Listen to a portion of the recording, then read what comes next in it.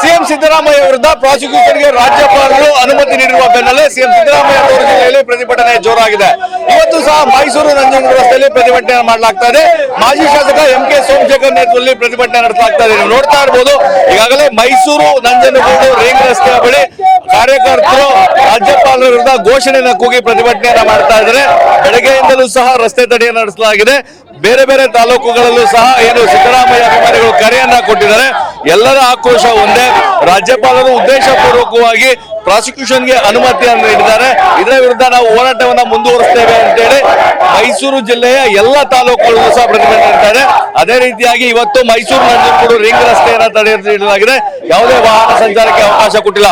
ನೂರಾರು ಜನರು ಈ ಒಂದು ಪ್ರತಿಭಟನೆಯಲ್ಲಿ ಭಾಗಿಯಾಗಿದ್ದಾರೆ. ಎಲ್ಲರೂ ಏನು ರಾಜ್ಯಪಾಲರ ವಿರುದ್ಧ ಧಿಕ್ಕಾರ ಕೂಗುವಂತ ಕೆಲಸವನ್ನು ಮಾಡ್ತಾ ಇದ್ದಾರೆ. ಈ ಬಗ್ಗೆ ಮಾತಾಡ್ಲಿಕ್ಕೆ ಮಾಜಿ ಶಾಸಕ MK ಸೋಮಶೇಖರ್ ನಮ್ಮ ಜೊತೆಗಿದ್ದಾರೆ. ಸರ್, ಇವತ್ತು ರಸ್ತೆ ತಡೆ ನಡೆದಿಲ್ಲ, ನಾಳೆ ಸಹ ಏನು ಎಲ್ಲ ಜಿಲ್ಲಾ ಕೇಂದ್ರಗಳಲ್ಲೂ ಸಹ ಪ್ರತಿಭಟನೆಗೆ ಕರೆ ಕೊಟ್ಟಿದ್ದಾರೆ.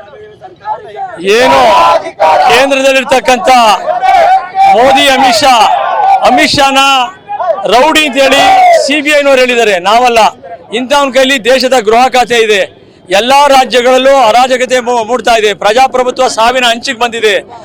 ಕೇರಳದಲ್ಲಿ ರಾಜ್ಯಪಾಲರ ಕಾಟ, ತಮಿಳುನಾಡಲ್ಲೂ ರಾಜ್ಯಪಾಲರ ಕಾಟ, ವೆಸ್ಟ್ ಬೆಂಗಾಲಲ್ಲಿ ರಾಜ್ಯಪಾಲರ ಕಾಟ, ಎಲ್ಲ ಕಡೆ ಸಿಎಂ ಸೋರೆನ್ ಅರೆಸ್ಟ್ ಮಾಡಿದ್ದಾರೆ, ಕೇಜ್ರಿವಾಲ್ನ ಅರೆಸ್ಟ್ ಮಾಡಿದ್ದಾರೆ. ಈಗ ಪ್ರಾಮಾಣಿಕವಾಗಿರ್ತಕ್ಕಂಥ ಸಿದ್ದರಾಮಯ್ಯನವ್ರ ಮೇಲೆ ಸಲ್ಲದ ಆರೋಪ ಮಾಡ್ತಾ ಇದ್ದಾರೆ. ಅವ್ರ ಮೇಲೆ ಯಾವುದೇ ಆಂಟಿ ಕರಪ್ಷನ್ ಆಕ್ಟ್ ಅಟ್ರಾಕ್ಟ್ ಆಗ್ತಾ ಇಲ್ಲ. ಅವ್ರು ಯಾವುದೇ ಲಂಚ ತಗೊಳ್ಳೋದಕ್ಕಾಗ್ಲಿ, ಪ್ರತ್ಯಕ್ಷವಾಗಲಿ ಪರೋಕ್ಷವಾಗಲಿ ಯಾವುದೇ ಒಂದು ಇನ್ಫ್ಲೂಯೆನ್ಸ್ ಮಾಡಿಲ್ಲ.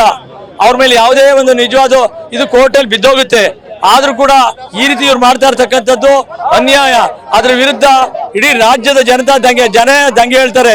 ಇಡೀ ರಾಜ್ಯ ಬಾಂಗ್ಲಾದೇಶ ಆಗುತ್ತೆ. ಇಡೀ ದೇಶ ಎಲ್ಲಾ ಕಡೆನೂ ಇವ್ರು ಒಂದೊಂದು ಆಟಗಳು ನಡೀತಾ ಇದಾವೆ. ಇವರಿಂದ ಇಡೀ ದೇಶ ಬಾಂಗ್ಲಾದೇಶ ಆಗೋದ್ರಲ್ಲಿ ದೂರ ಇಲ್ಲ. ಯಡಿಯೂರಪ್ಪರಿಗೂ ರಾಜ್ಯಪಾಲರು ಪ್ರಾಸಿಕ್ಯೂಷನ್ಗೆ ಅನುಮತಿ ಕೊಟ್ಟಿದ್ರು, ಅದೇ ರೀತಿ ಕೊಟ್ಟಿದ್ರೆ ತನಿಖೆ ಆಗಲಿ ಅನ್ನೋದು ಬಿಜೆಪಿ. ಅಲ್ಲಿ ಯಡಿಯೂರಪ್ಪನವ್ರ ಕೇಸೇ ಎಂಟೈರ್ಲಿ ಡಿಫರೆಂಟ್. ಅವ್ರು ಹೆಗಡೆ ಅವರು ಲೋಕಾಯುಕ್ತದ ವರದಿ ಕೊಟ್ಟಿದ್ರು. ಹೆಗಡೆ ಲೋಕಾಯುಕ್ತದ ವರದಿ ಕೊಟ್ಟು ಅವರಿಂದ ಅಕ್ರಮ ಆಗಿದೆ ಅಂತ ಹೇಳಿದ್ರು. ಇಲ್ಲಿ ಎಲ್ಲೂ ಯಾವುದೇ ವರದಿ ಬಂದಿಲ್ಲ, ಪೊಲೀಸ್ ವರದಿ ಇಲ್ಲ, ಲೋಕಾಯುಕ್ತ ವರದಿ ಇಲ್ಲ. ಯಾವನೋ ಒಬ್ಬ ಬ್ಲಾಕ್ ಮೇಲರು ಒಂದು ಅರ್ಜಿ ಕೊಟ್ಟು ಅಷ್ಟೇನೆ. ಅದೇ ಕುಮಾರಸ್ವಾಮಿಗೆ ಮಾಡಿದ್ರಲ್ಲ, ಶಶಿಕಲಾ ಜೊಲ್ಲೆಗೆ ಮಾಡ್ಲಿ, ಆಮೇಲೆ ನಿರಾಣಿಗೆ ಮಾಡ್ಲಿ, ಇವ್ರು ಯಾರ್ದೂ ಮಾಡ್ದೇನೆ ಈ ರೀತಿ ಏಕಾಏಕಿ ರಾಜಕೀಯ ದ್ವೇಷದಿಂದ ಮಾಡಿದ್ರೆ ಜನ ಬೀದಿಗಿಳಿತಾರೆ.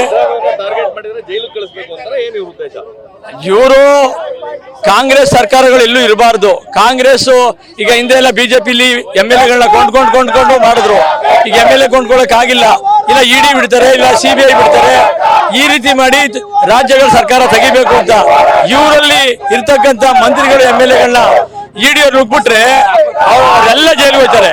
ಬಿಟ್ಬಿಟ್ಟು ಕಾಂಗ್ರೆಸ್ನವನ್ನೇ ಟಾರ್ಗೆಟ್ ಮಾಡ್ತಾ ಇದ್ದಾರೆ. ಇಲ್ಲಿ ಬಂದಿದ್ದಂತ ED ಕರ್ನಾಟಕದಲ್ಲಿ ಅವರು ಮುಖ್ಯಮಂತ್ರಿ ಹೆಸರೇಳು, ಉಪಮುಖ್ಯಮಂತ್ರಿ ಹೆಸರೇಳು ಅಂತ ಆದ್ರೆ ಅವ್ರ ಮೇಲೆ FIR ಆಯ್ತು. ಈ ರೀತಿ ಕುತಂತ್ರಗಳು ನಡೀತಾ ಇದ್ದಾವೆ. ಸಿದ್ದರಾಮಯ್ಯ ಪ್ರಾಮಾಣಿಕವಾಗಿದ್ದಾರೆ. ಸಿದ್ದರಾಮಯ್ಯ ಇವತ್ತು ಮೈಸೂರಲ್ಲಿ ಸ್ವಂತ ಮನೆ ಇಲ್ಲ, ಈಗ ಕಟ್ತಾ ಇದ್ದಾರೆ.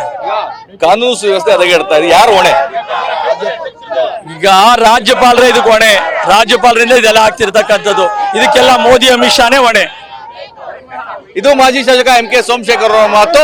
ಇದಕ್ಕೆಲ್ಲ ಒಂದು ರಾಜ್ಯಪಾಲರು ಹೊಣೆ ಆಗ್ತಾರೆ, ಕೇಂದ್ರ ಸರ್ಕಾರ ಹೊಣೆ ಆಗ್ತದೆ. ನಾವು ಪ್ರತಿಭಟನೆಯನ್ನು ಮುಂದುವರಿಸ್ತೇವೆ ಅನ್ನೋದು ಮಾತನಾಡಿದ್ದಾರೆ.